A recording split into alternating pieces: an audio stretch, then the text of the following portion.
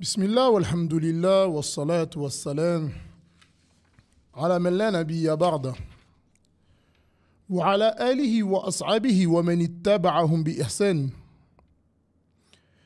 بإحسان إلى يوم الدين. أما بعد, assalamu alaikum wa rahmatullahi wa barakatuh. Donc nous voilà à la troisième assise sur l'explication de la vie du prophète alayhi salatu wassalam. Et comme on l'a dit au début, ce serait prétentieux de notre part de dire que on va voir tous les points, mais on va essayer de passer à quelques endroits et essayer de porter quelques réflexions dessus, comme on a pu le faire lors des deux premières assises. Et on s'est arrêté à un moment où est-ce que les musulmans étaient combattus. Donc, les musulmans qui étaient à Mecca avec le prophète alayhi salatu wassalam étaient combattus. Et c'était très compliqué pour eux. Et le seul, on va dire, qui pouvait, qui entre guillemets, était préservé, il n'était pas complètement préservé, mais plus que ses compagnons, c'était le prophète alayhi salatu wassalam. Comme on l'a expliqué, il y avait Abu Talib qui était l'une des causes qui faisait que le prophète alayhi salatu wassalam était entre guillemets protégé. Donc lorsque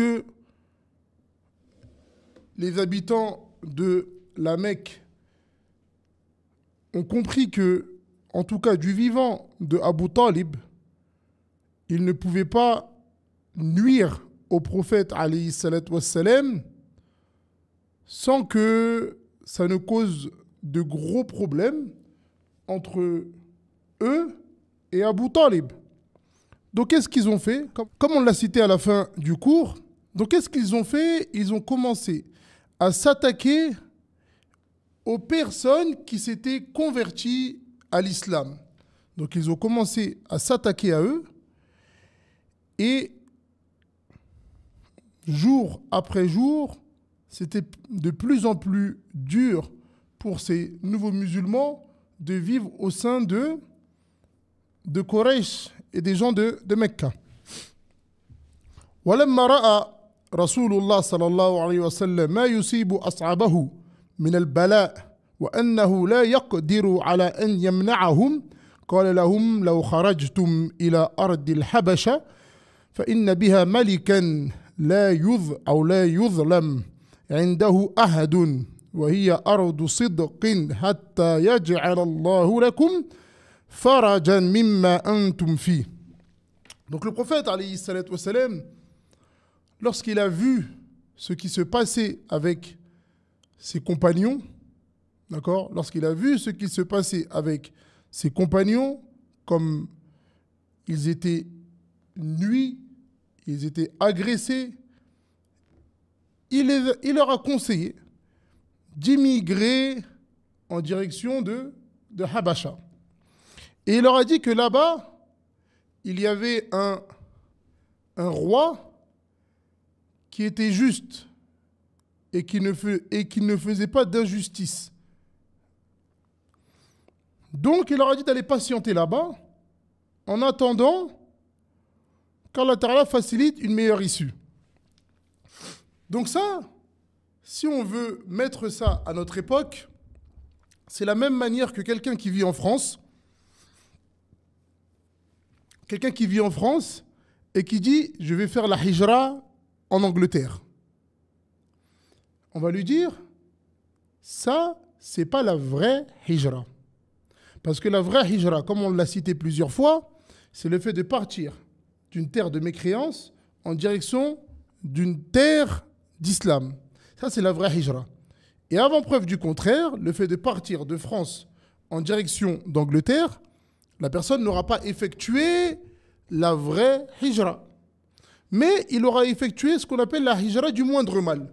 Donc il est parti d'un endroit où est-ce que ils combattent l'islam vers un endroit où est-ce que peut-être ils combattent moins l'islam. Où est-ce que les musulmans ils peuvent mieux vivre que dans le premier endroit.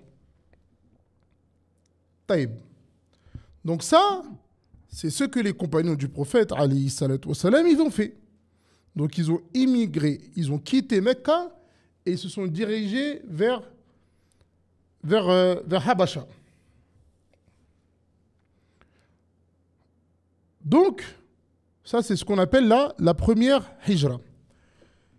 Et ce qui est étonnant, c'est que les mêmes choses qu'on va voir ensemble, vous allez le voir que ça se reproduit à notre époque.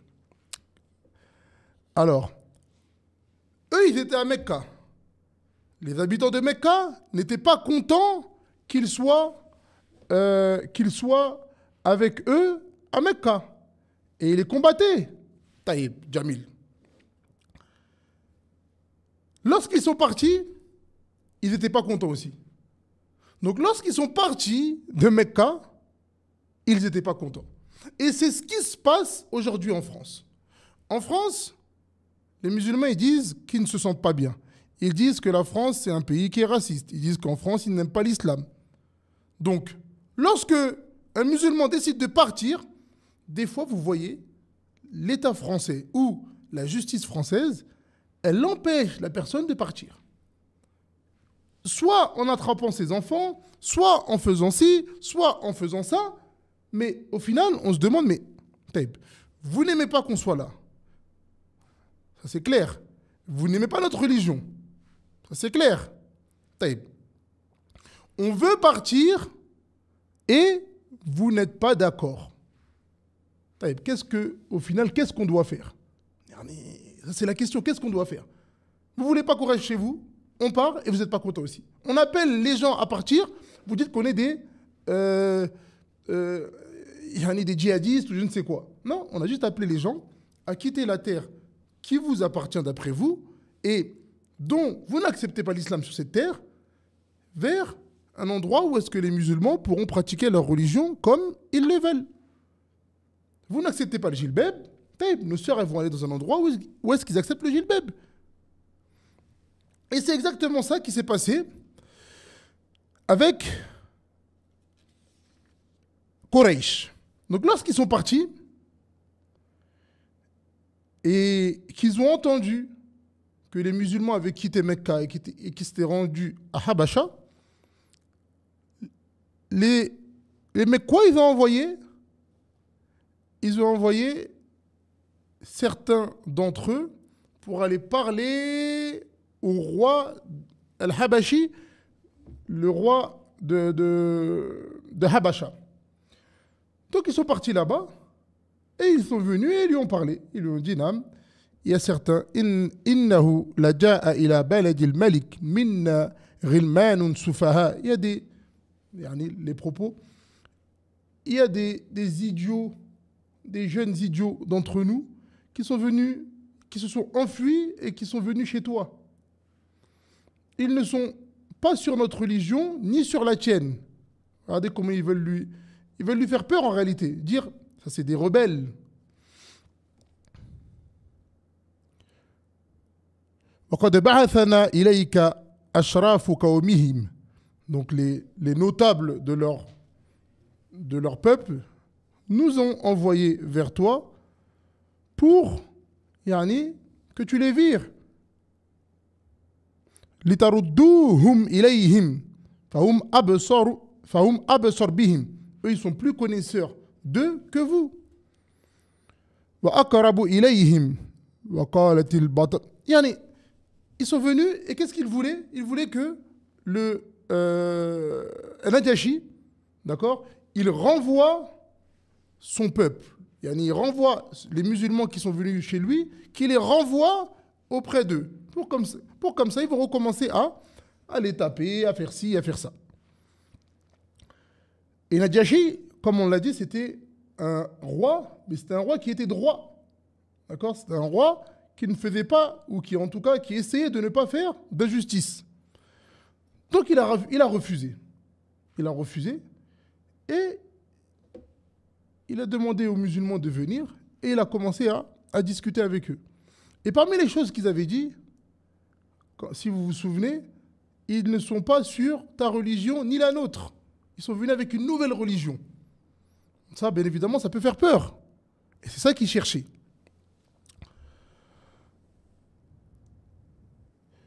Et il a dit, Najashi, il a dit, وقال للمسلمين ما هذا الدين الذي قد فارقتم فيه قومكم ولم تدخلوا في ديني ولا دين أحد من هذه الملل.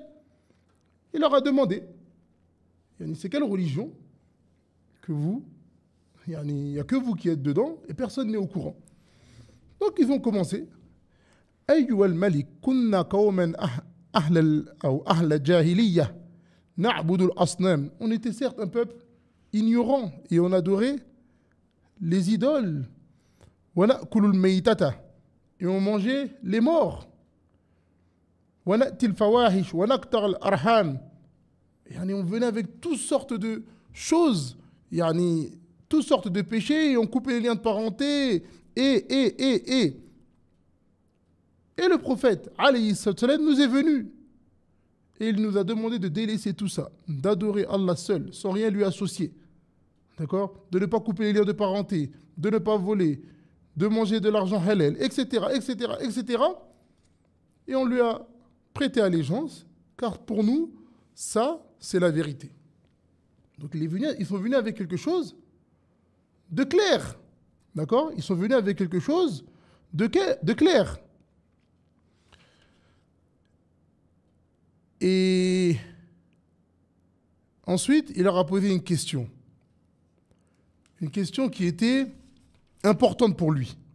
D'accord ? Une question qui était importante. Après qu'ils aient dit tout ça, non, la personne ne doit pas voler, elle ne doit pas faire des zina, elle ne doit pas couper les liens de parenté, elle doit avoir un bon comportement, elle doit nourrir le pauvre. Toutes ces choses-là, al-aqil ya'rif. Donc la personne qui a la raison, elle sait que tout ça, c'est des bonnes choses et ça, c'est des mauvaises choses. Mais la chose sur laquelle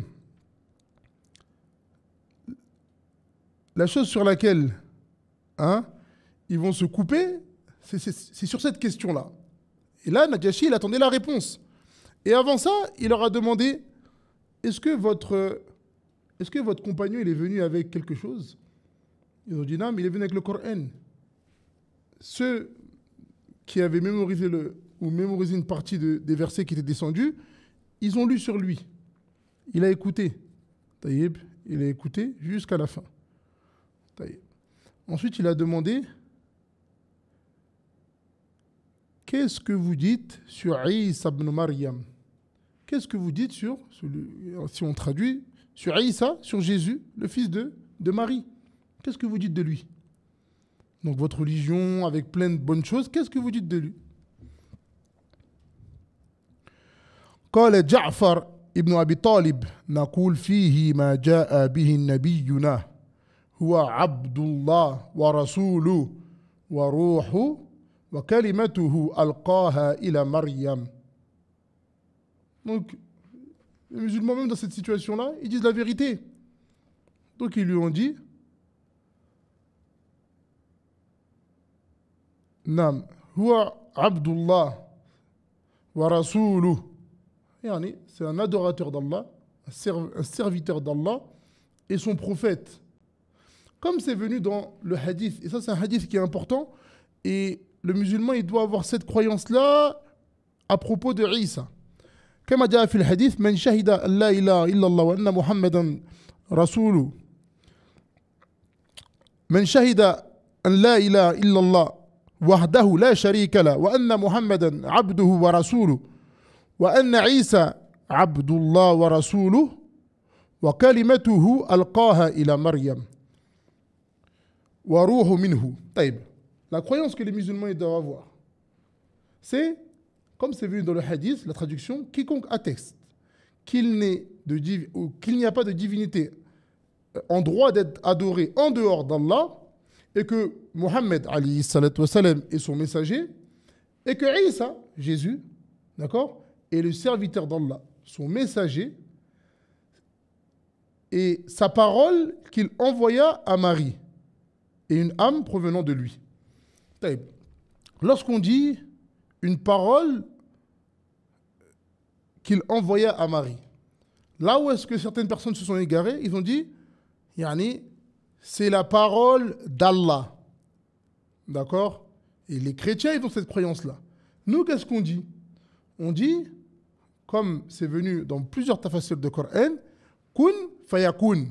C'est ça la parole ici. Kun fayakun. D'accord? Comme Cheikh Abdel Razak l'a expliqué dans son explication de Kitab al-Tawhid. D'accord? Donc ici, la parole, qu'est-ce qui est voulu ici dans la parole? C'est kun fayakun. C'est ça qui est voulu lorsqu'on dit que Isa, c'est la parole d'Allah. Jamil, ça c'était une petite parenthèse et un point important pour les musulmans. Donc après tout ça, et lorsqu'ils ont dit cette parole à Najashi, les musulmans ont été, entre guillemets, respectés et il s'est bien occupé d'eux pendant la période qu'ils étaient à Habasha. D'accord? Et ça, comme on l'a dit, on l'a nommé, on l'a cité, pour qu'on voit ensemble qu'il y a différents types de hijra, d'immigration. Et comme vous savez, Allah Ta'ala, lorsqu'il veut aider sa religion ou aider ses prophètes, il met certaines causes. Et parmi les causes qu'il a mis, Allah Ta'ala, dans le fait de soutenir sa religion, il a mis des hommes. Comme on l'a vu, il a mis Abu Bakr, il a mis Hamza. Et là, on va voir l'histoire d'une grande personnalité de l'islam et une personne qui a soutenu le prophète alayhi salatu wassalam du début jusqu'à la fin. وأيد الله الإسلام والمسلمين بإسلام عمر بن الخطاب وكان رجلا مهيبة ذا قوة وشقيمة وكان رسول الله صلى الله عليه وسلم حريصا على إسلامه يدعو الله لذلك. Donc Allah Ta'ala, il a soutenu il a soutenu l'islam par la cause de Omar ibn al-Khattab. Il faut savoir que Omar ibn al-Khattab détestait l'islam et le prophète alayhi salatu wassalam. Et وكان من خبر إسلامه أن أخته فاطمة بنت الخطاب أسلمت. Donc, il faut savoir que la sœur de Omar ibn al-Khattab, elle s'est convertie à l'islam, elle a suivi le prophète alayhi salatu wassalam. Et son mari aussi, d'accord, Saïd ibn Zayd. Et ils cachaient l'islam à leur frère, car c'était quelqu'un de très fort, et tout le monde avait peur de lui. Donc, imaginez-vous, tu es la sœur de quelqu'un comme ça, tu suis la religion du prophète, alayhi salatu wassalam, et tu as un frère comme ça qui déteste autant l'islam, bien évidemment, ce que tu vas faire, c'est, au minimum, tu vas cacher cette information. Donc, ils ont caché, les deux, ils ont caché. Et un jour, Omar ibn al-Khattab, فخرج عمر يوما متوشحا سيفه يريد رسول الله صلى الله عليه وسلم ورحته من أصحابه قد ذكر له أنهم اجتمعوا في بيت عند الصفا. Donc un jour, Omar ibn al-Khattab, après tout ce qui s'est passé auprès de son peuple, d'après lui, à cause du prophète alayhi salatu wassalam, un jour il est sorti avec son épée et il est parti voir son clan et ils étaient en train de se préparer pour aller s'occuper du prophète alayhi salatu wassalam. Et sur le chemin, falaqiya Nu'aym ibn Abdillah. Donc il a rencontré Nu'aym ibn Abdillah. Wa huwa min qawmihi bani Adi. Donc il faisait partie de son peuple à lui. Wa kana qad aslama faqala lahu ayna turid ya Omar. Donc il l'a croisé et lui c'était l'une des personnes qui s'était convertie. Il a dit, où est-ce que tu vas vers, yani, il l'a vu apprêter avec son clan, il a dit, où est-ce que tu vas comme ça, yani, qu'est-ce que tu veux faire? Uridu Muhammadan, je veux Muhammad. هذا الصبي الذي فرق أمر قريش, celui qui a fait que Quraysh soit détruit, il a séparé les gens dans Quraysh. Et il a insulté nos divinités et il critique nos idoles. Donc je vais le tuer. فأقتله. فقال له نعيم. يعني Nu'aym, qu'est-ce qu'il lui a dit? Il lui a dit, يا عمر أفلا ترجع إلى أهل بيتك فتقيم أمرهم. يعني بمعنى, tu vas pas commencer par les gens de chez toi, tu vas aller chercher Mohammed. Taïb, tu vas pas commencer chez les gens de chez toi. Chez toi, il y a des gens qui sont comme lui, qui l'ont suivi. Tu vas pas commencer chez toi. قال عمر فقال له نعم قال عمر وأي أهل بيتي, c'est qui les gens de chez moi?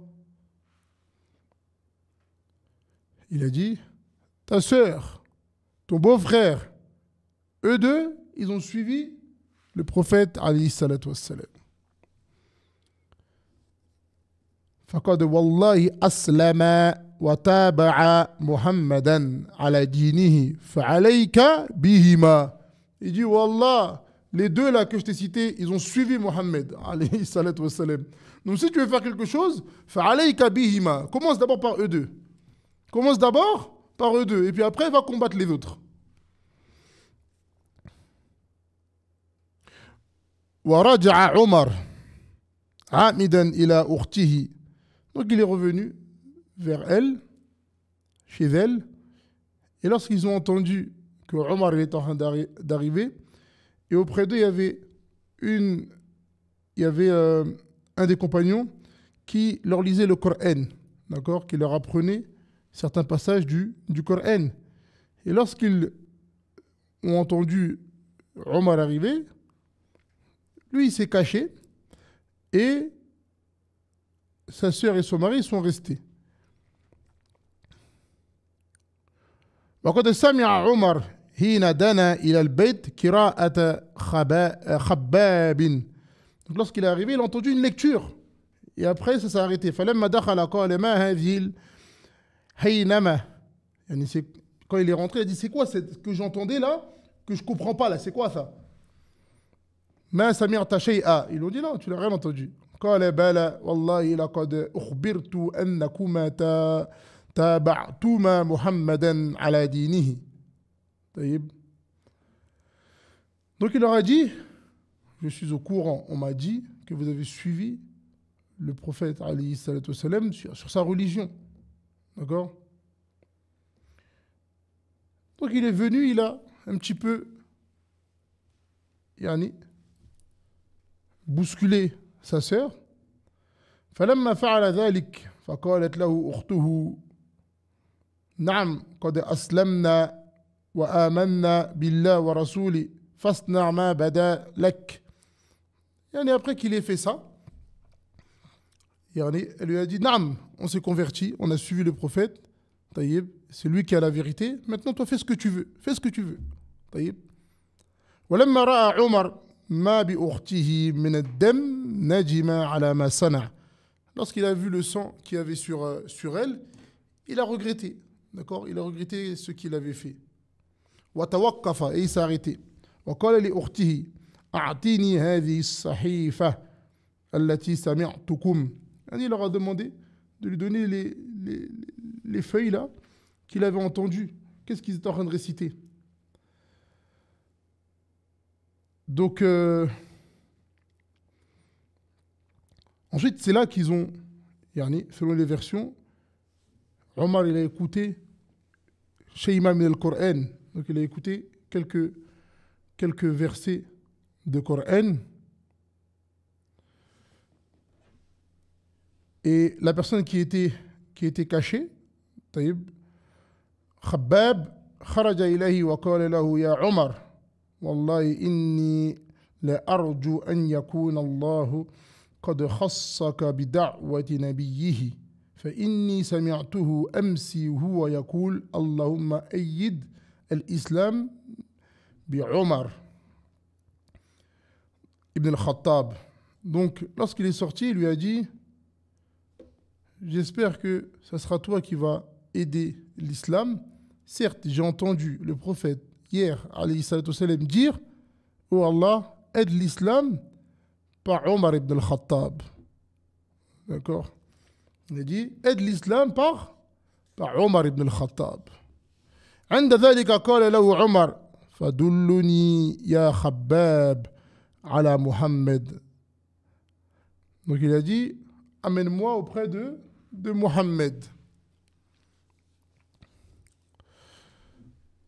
وقال خباب هو في بيت عند الصفا معه نفر من أصحابه فأخذ عمر سيفه ثم عمد إلى رسول الله صلى الله عليه وسلم وأصحابه فضرب عليهم الباب فلما سمعوا صوته قام رجل من أصحاب رسول الله. طيب. Donc là, qu'est-ce qu'il a fait? Il est parti, il s'est dirigé vers le prophète alayhi salatu wassalam. D'accord? Et tout le monde sait que Omar détestait le prophète, il détestait la religion. Donc ils ont eu peur lorsqu'il est arrivé. Donc quand il a tapé à la porte, lorsqu'il a tapé à la porte, ils sont venus voir le prophète alayhi salatu wassalam, ils ont dit il y a Omar, il est à la porte et il a son épée. D'accord? Comme vous savez, les compagnons, c'est pas des peureux. D'accord?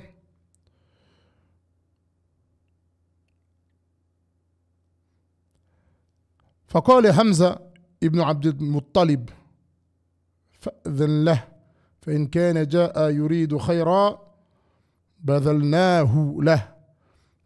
Hamza il a dit si c'est le bien qu'il est venu chercher, il va trouver le bien.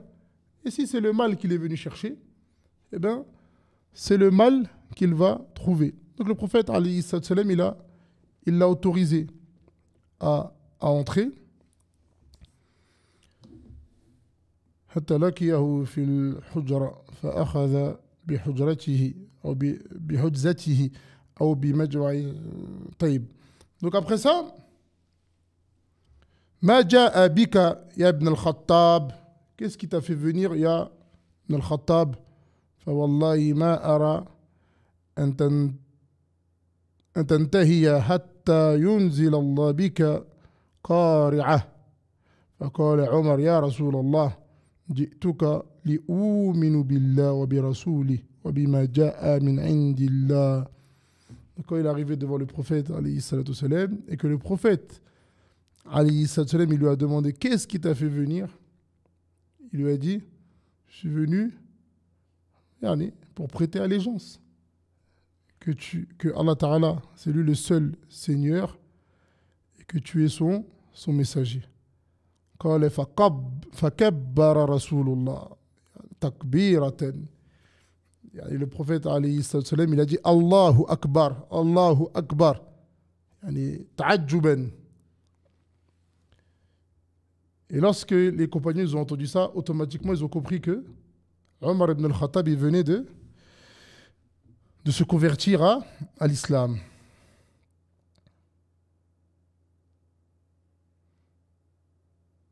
Et en fait, lorsque Omar ibn al-Khattab s'est converti, automatiquement, les musulmans, ils ont pris de la force. Juste par cette conversion-là. Car c'était quelqu'un qui était craint, qui était fort, courageux. Donc automatiquement, qu'est-ce qui s'est passé? Les musulmans, ils ont pris de la force, de l'appui, du courage, juste avec cette conversion-là.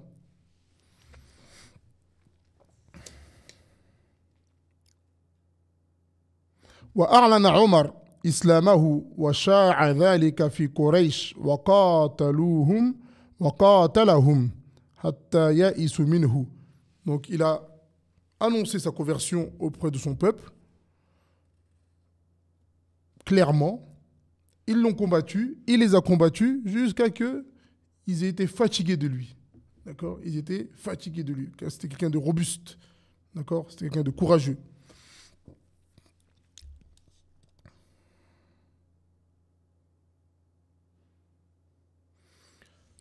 Ensuite, il y a un passage, on va passer dessus, mais je vais quand même le citer. Il y a un moment où est-ce que Quraysh n'avait plus de solution. Et vous voyez que la communauté de Mohammed augmentait. Et qu'est-ce qu'ils ont fait? Ils ont fait ce qu'on appelle al-muqata'a. Donc ils leur ont coupé les vives. Dans le sens où, si on habite dans une ville, d'accord, imaginons on habite dans une petite ville, plus personne n'a le droit de leur vendre, plus personne n'a le droit de leur acheter, plus personne ne leur marie leurs enfants, plus personne se marie avec eux, plus personne ne leur parle. Qu'est-ce qui se passe? C'est que petit à petit, les musulmans, il ne reste plus rien, même à manger, même à boire, parce qu'on ne veut plus leur vendre. Pas seulement, on ne veut plus leur acheter. Donc à un moment donné, il n'y aura plus d'argent. Parce que le commerce, c'est ça qui fait que ça rentre, ça sort. D'accord? Donc ils ne veulent plus acheter. Ils ne vendent plus. Ils ne marient plus leurs épouses ou leurs enfants. Ou les hommes ne marient plus les femmes, etc. Donc qu'est-ce qui se passe?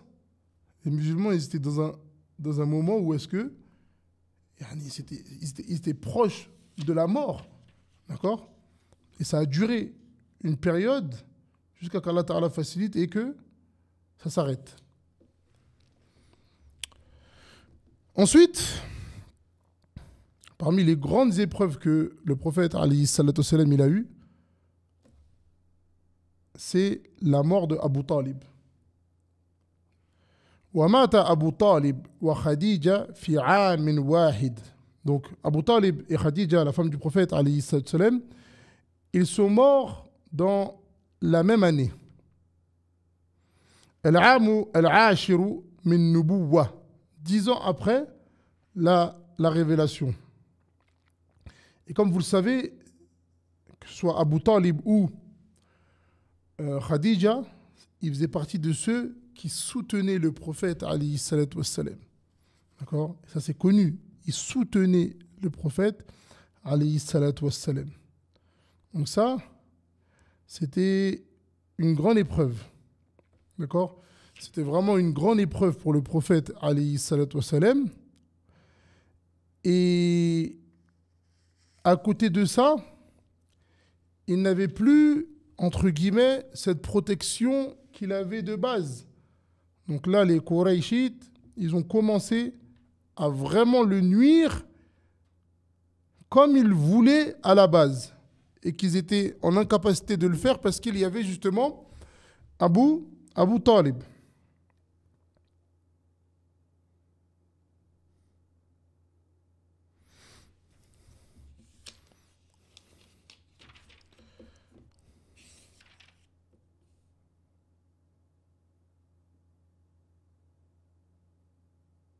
Taïb. En avançant ou en continuant, le prophète alayhi salatu wassalam, on arrive à Al-Isra wal-Mi'raj. Non, Al-Isra wal-Mi'raj. Donc en avançant, on arrive, on a passé un petit peu rapidement, mais après tout ce que les koufars ils ont fait comme nuisance, ثم أسري برسول الله صلى الله عليه وسلم إلى المسجد الحرام فإلى المسجد الأقصى ومنه إلى ما شاء الله من القرب.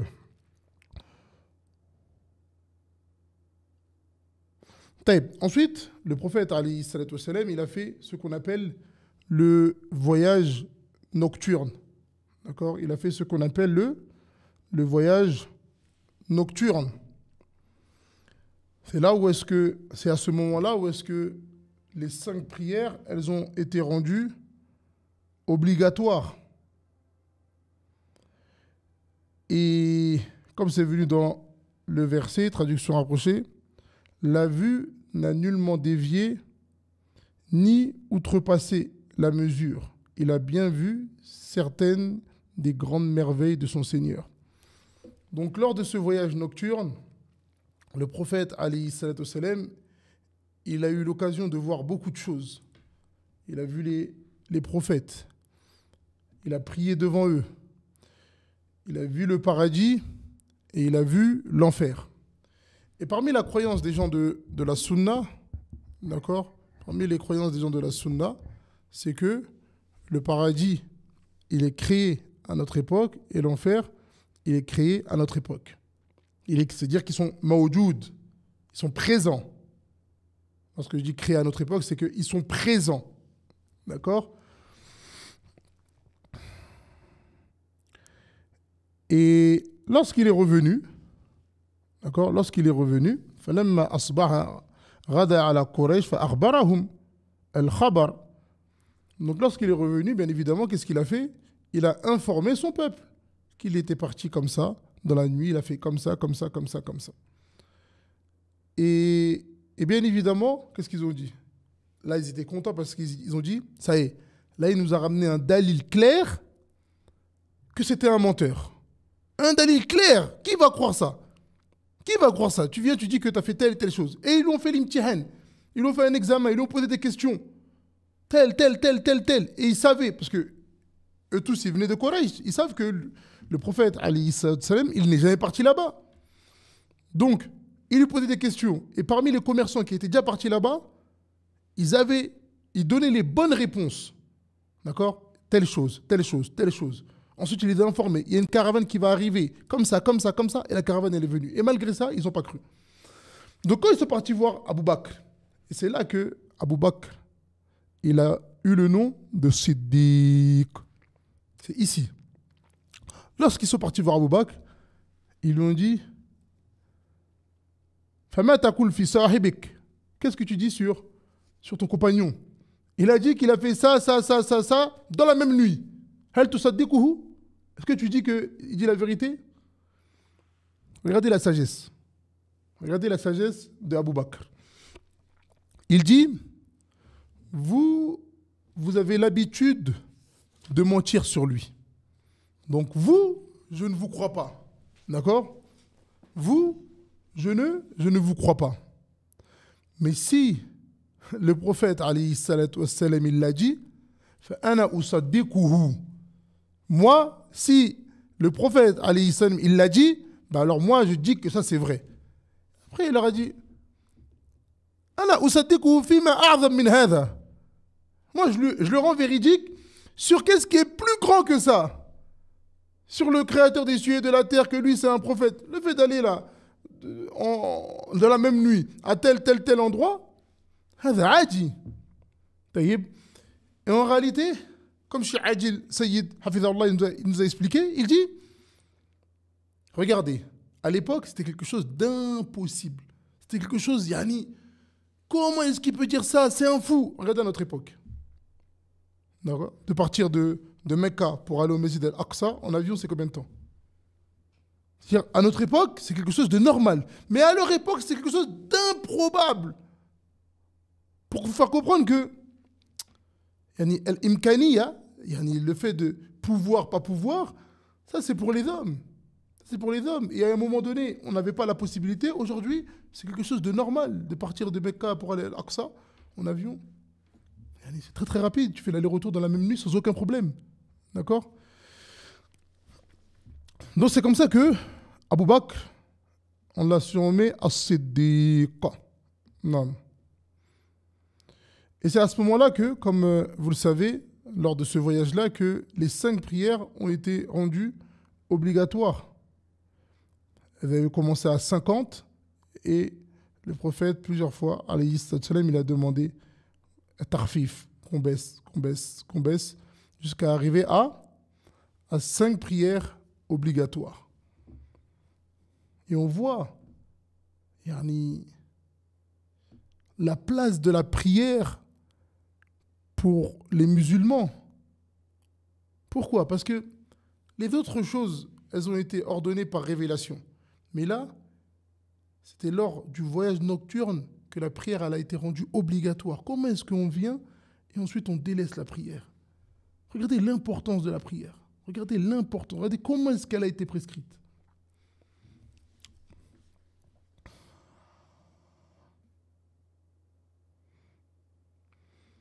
Donc après ça, le prophète, alayhi salatu wassalam, il continuait à appeler à l'islam. D'accord? Il continuait à appeler à l'islam. Et vous savez que, comme on l'a dit, eux, ils habitaient à Mecca, et à Mecca, c'était l'endroit où est-ce que tout le monde se réunissait. D'accord? Lorsque c'était la saison du Hajj, etc., tout le monde se réunissait. Des gens qui venaient de partout. Et là, son peuple, ils ont eu peur. Ils ont dit, regardez, il y a beaucoup de gens qui se sont réunis déjà avec lui. Beaucoup de gens qui se sont réunis avec lui. Là, il y a des gens qui vont venir, il va falloir qu'on trouve une stratégie pour pas qu'ils l'écoutent. وبدأ رسول الله صلى الله عليه وسلم يعرض نفسه في المواسم على قبائل العرب ويدعو إلى الإسلام وإلى أن يمنعوه من الأعداء. Donc le prophète alayhi salam, il a commencé à les appeler ولا تشركوا به شيئا طيب أن تعبد الله ولا تشركوا به شيئا. Donc il leur a dit d'adorer Allah et de ne lui donner aucun associé, d'accord, et de n'adorer personne en dehors de lui. Et il a commencé à appeler. Et lorsqu'il a fini de son propos, de sa da'wa, comme à son habitude, قام أبو لهب فقال يا بني فلان إن هذا إنما يدعوكم أن تصلحوا اللات والعزى أو العزى اللات والعزى من أعناقكم. Donc il leur a appelé, il leur a dit, n'écoutez pas cette personne-là, en parlant du prophète alayhi salatu wassalam. Il vous appelle à délaisser vos divinités et à adorer son Dieu innové. Il veut vous emmener vers l'égarement. Ajib, hein? C'est-à-dire que le prophète, alayhi salatu wassalam, il appelle à adorer un Dieu unique et de délaisser les idoles. Et Abu Lahab, il lui fait un rad, il lui fait une réponse. Et il lui dit, n'écoutez pas cette personne-là, il est en train de vous appeler à l'égarement. Inna lillahi wa inna ilayhi raji'un. C'est un peu comme les innovateurs. On dit aux gens, n'écoutez pas un tel, ne vous asseyez pas avec un tel, n'allez pas chez les soufis, n'allez pas... Et eux, ils nous répondent, n'écoutez pas les gens de la sunna, car eux, c'est comme ça, comme ça. Alors que nous, on appelle au bien, et eux, ils appellent à aller embrasser les pieds de leur gourou, aller danser dans les mosquées, aller demander, aller faire invoquer les morts, invoquer devant les tombes, aller visiter les tombes et demander à la tombe ou à la personne qui est dans la tombe, est-ce qu'elle parle français? Et ça, on le voit tous les jours avec les soufis. D'accord? Et lorsqu'on va mettre en garde contre eux, on va nous dire quoi? Eux, ils vont venir et vont dire, n'allez pas écouter ces personnes-là. Subhanallah. Il y a l'ajab. Donc, le prophète, alayhi salatu wassalam, il a continué sa da'wa. D'accord? Et وخرج رسول الله صلى الله عليه وسلم في الموسم فبينما هو عند العقبة إذ لقي رهطا من الخزرج من الأنصار فدعاهم إلى الله وعرض عليهم الإسلام وتلا عليهم القرآن. Donc, il a croisé un autre groupe et il les a appelés à l'islam. D'accord? Il les a appelés à l'islam. Il leur a lu le Coran. Et ces personnes-là, ils avaient des voisins. Et leurs voisins, c'était des Yaouds. Et ils avaient l'habitude d'entendre dire aux Yaouds que, les Yaouds disaient que il y a un prophète qui va arriver parmi les Arabes. il y a un prophète qui va arriver parmi les Arabes. وكانوا يسمعونهم يخبرون بالنبي قد أضله طيب يعني قريب. Donc ils entendaient que ils citaient toujours ça, qu'il y a un prophète qui va venir et c'est proche. Et parmi eux ils ont dit إنه لنبي الذي توعدكم به اليهود فلا تسبقنكم إليه. Donc ils ont dit ça, après avoir écouté bien évidemment la parole du prophète, alayhi salatu wassalam, le fait qu'il appelle à l'islam, ils ont dit ça, c'est le prophète que les Yaouds, ils parlent, c'est le prophète dont les Yaouds se réclament, ou c'est les prophètes dont les Yaouds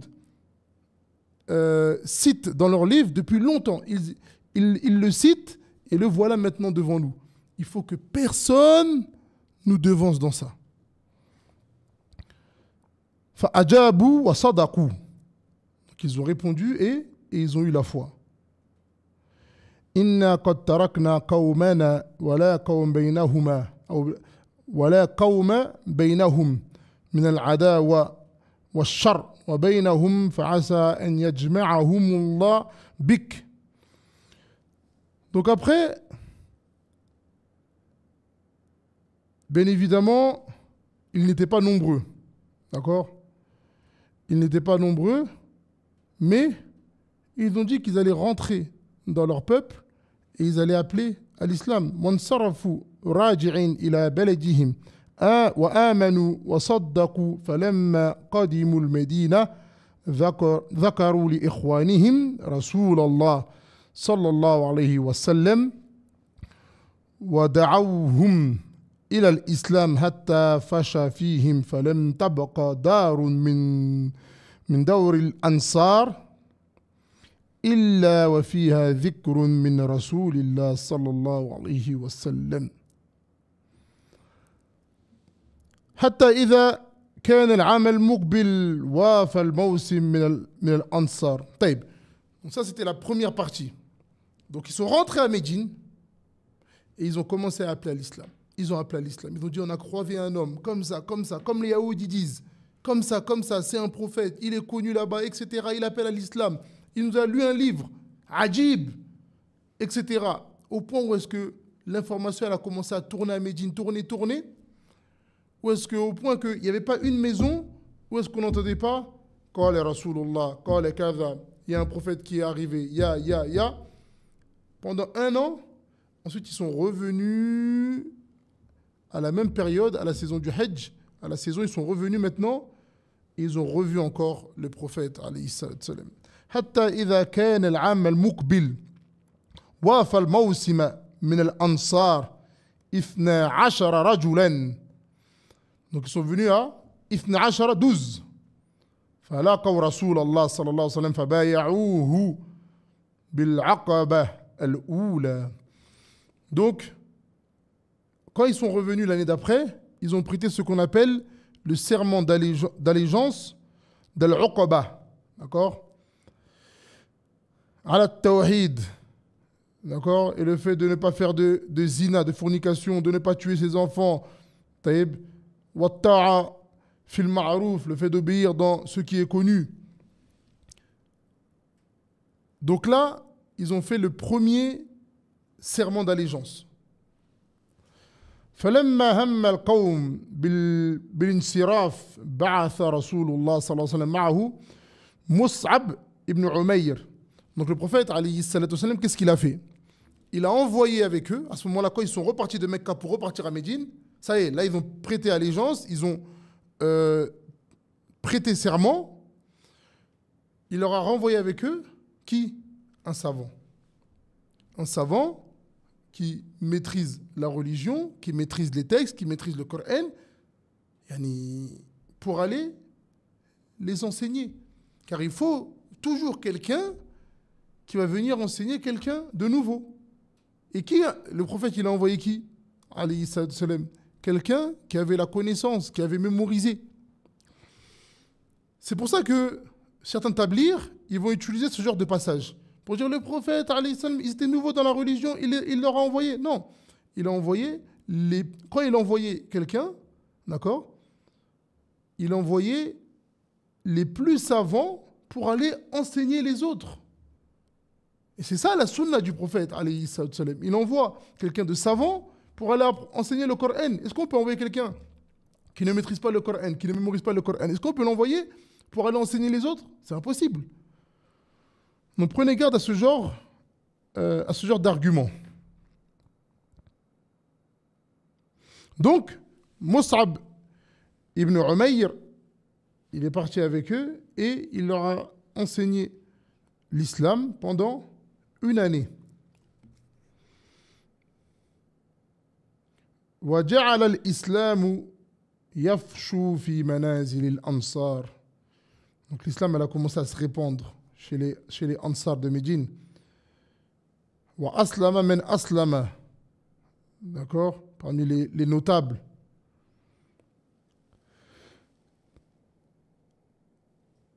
Et la da'wa de Mus'ab, elle était vraiment très très forte et pertinente. D'accord? Et il y a beaucoup de peuples autour qui se sont convertis. وَلَمْ تَبْقَى دَارٌ مِنْ دَوْرِ الْأَنصَارِ إِلَّا وَفِيهَا رِجَالٌ وَنِسَاءٌ مُسْلِمُونَ.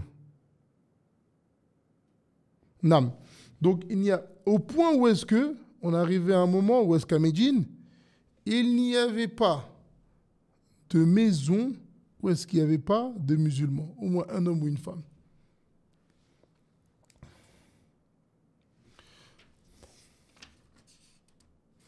Taïb, Jamil.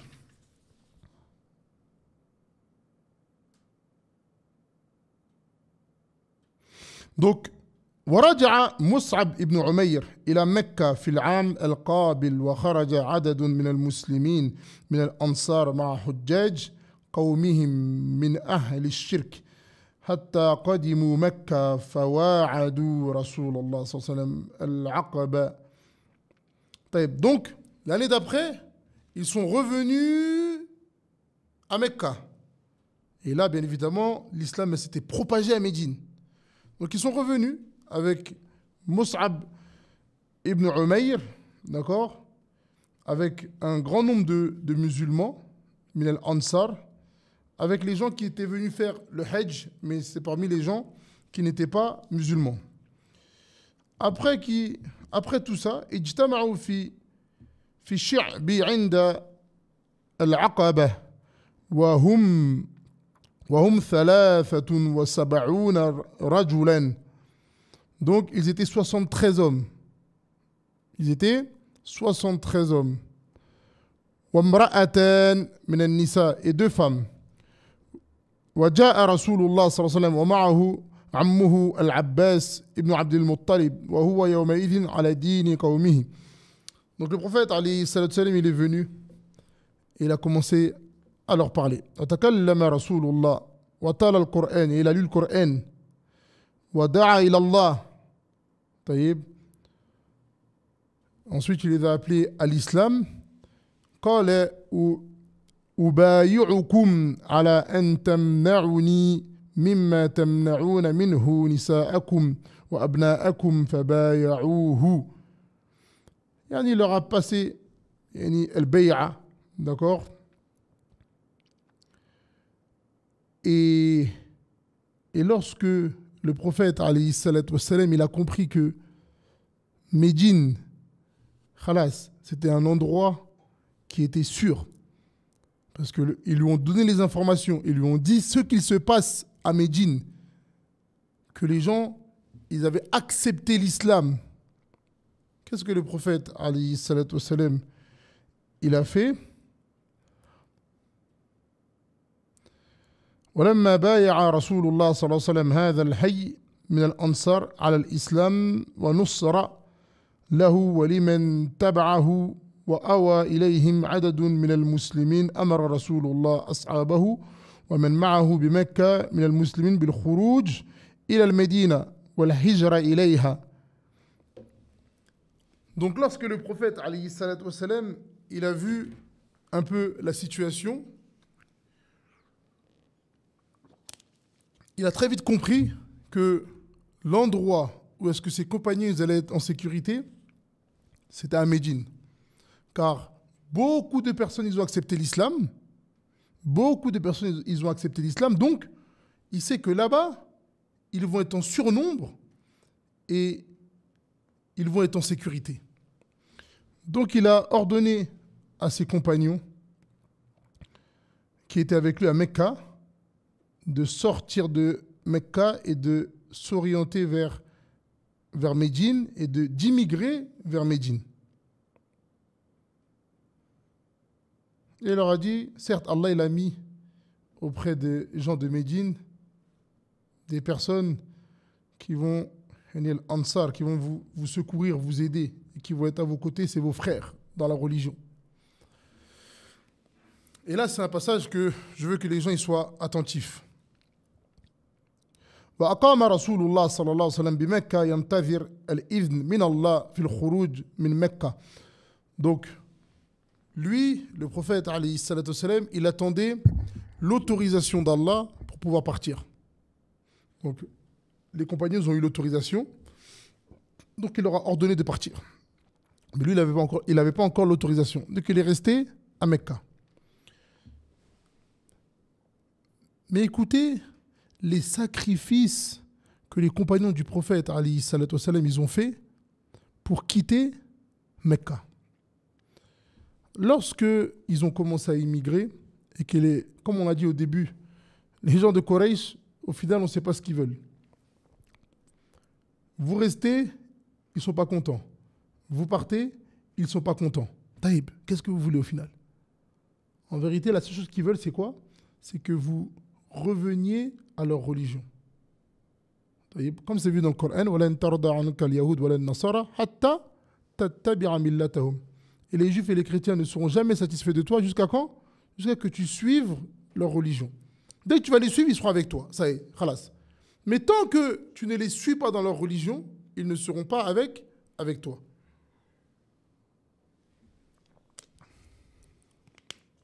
Taïb. Donc, parmi les épreuves qu'ils ont dû, parmi les épreuves qui étaient devant eux, il y avait des hommes à qui on interdisait de sortir avec leur famille. Car ils disaient que ta femme, elle est de chez nous, elle est de tel peuple, on n'autorise pas ta femme de sortir. Ils sont partis, il laisse sa femme et ses enfants derrière lui et il fait la hijra. Il y a ceux qui disent, tu t'es enrichi chez nous, tout l'argent que tu as pris, c'est grâce à nous. Si tu veux partir, tu laisses ton argent. Il laissait son argent et il partait. Il faisait la hijra pour Allah. Il y a ceux qui ont été combattus. D'accord? Et tout ça, ça ne leur a pas fait délaisser la hijra. D'accord? Il y en a qui ont voyagé seuls. Il laisse sa femme, ses enfants derrière lui. Il part. Après, certains, avec du temps, leurs femmes et les enfants, ils ont pu les rejoindre. Mais au départ, ils sont partis seuls. Donc tout le monde est parti. Tous les musulmans, ils sont partis. La majorité des musulmans, ils sont partis à Médine. Et il restait le prophète, alayhi salatu wassalam, son compagnon de toujours, Abu Bakr, et Ali. Donc, lorsque Quraysh, ils ont vu que tous les musulmans étaient partis, ils ont commencé à avoir peur. Ils se sont dit, mais qu'est-ce qui se passe? Là, il ne reste que Mohammed, Abu Bakr et Ali. Mais là, ils n'ont pas de guide là-bas. Il faut qu'on trouve une solution dès maintenant pour stopper ça. Donc, qu'est-ce qu'ils ont fait? Ils se sont réunis, comme d'habitude, et ils ont parlé de cette situation. Qu'est-ce qu'on doit faire? Parce que s'ils partent, on n'aura plus aucun contrôle sur eux. فاجتمعوا في الدار الندوة وهي دار قصي بن كلاب وكانت قريش لا تقضي أمرا إلا فيها يتشاورون فيها وما يصنعون في أمر رسول الله صلى الله عليه وسلم واجتمع فيها أشراف قريش. Donc ils se sont tous réunis. Ils sont réunis et ils ont commencé à dire qu'est-ce qu'on fait? On ne doit pas le laisser partir comme ça. Qu'est-ce qu'on fait? Et ils avaient aussi peur dans le sens où si on le tue, si un de nous le tue, parce qu'à l'époque c'était quoi? C'était des clans. Si tel clan le tue, eh ben ce clan-là il va rentrer en guerre avec l'autre clan. Ou ce clan-là il va rentrer en guerre avec les musulmans, par exemple. Donc ils se sont tous mis d'accord, ils ont dit non, on va faire quoi? On va prendre une personne de chaque clan, d'accord? Et on va tous le frapper avec notre épée ou avec quelque chose, c'est-à-dire qu'on va tous le tuer en même temps. C'est-à-dire que lorsqu'on va demander qui l'a tué, c'est tous ces clans-là qui l'ont tué. On l'a tous frappé et il est mort. Et ils se sont mis d'accord sur ça. D'accord? Ils se sont mis d'accord sur ça. Donc, ils se sont dirigés maintenant vers le prophète alayhi salatu wassalam. Wa akhbar Allahu rasulahu bihadhihi al-mu'amara fa amara Ali ibn Abi Talib an yanama ala firashihi mutarattiya. Donc, il y a deux choses. Allah Ta'ala, il a informé le prophète alayhi salatu wassalam de ce qui était en train de se passer. Donc le prophète il a ordonné à Ali de se coucher dans son lit. Il a ordonné à Ali de se coucher dans son lit. De telle manière que on ne sache pas que en dessous de la couverture, ce n'est pas le prophète alayhi salatu wassalam, mais Ali. Donc, lorsqu'ils sont venus, et le prophète, bien évidemment, alayhi salatu wassalam, était déjà sorti. Parti avec Abu Bakr. Donc, lorsque ils sont arrivés, ils se sont rassurés que le prophète, alayhi salatu wassalam, était bien là. Donc, ils n'avaient plus de soucis. Ils sont restés tranquilles. Et le prophète, il a commencé à avancer en direction de Médine. Et au matin, lorsque Ali s'est levé, c'est à ce moment-là qu'ils ont compris que c'était pas le prophète alayhi salatu wassalam, mais c'était Ali. Et parmi les sagesses aussi, c'est que Ali, il devait rester pour remettre les amanas qui étaient confiés au prophète alayhi salatu wassalam. Parce que, comme on vous l'a dit, il était le El-Amin. Donc ils avaient l'habitude de lui confier les amanas. Donc, il avait aussi confié à Ali le fait de rendre les amanas aux gens de Mecca. Et ensuite, lorsqu'il aura fini de faire ça, qu'il le rejoigne à Médine. Et Allah Ta'ala, bien évidemment, il avait assuré à son prophète qu'il n'y allait pas avoir de mal pour Ali. Car en réalité, celui qu'il voulait, c'était le prophète alayhi salatu wassalam. Donc voilà, aujourd'hui la partie où est-ce qu'on va s'arrêter, Inch'Allah. Et demain, bi'idhnillah, on va regarder ensemble Hijratu Rasul ila al-Medina. Hijratu ar-Rasul ila al-Medina. La hijra du prophète alayhi salatu wassalam en direction de Médine. Et on demande à Allah Ta'ala de nous faciliter. Allahu Ta'ala a'la wa a'lam. Wa sallallahu ala nabiyyina Muhammad wa ala alihi wa ashabihi ajma'in.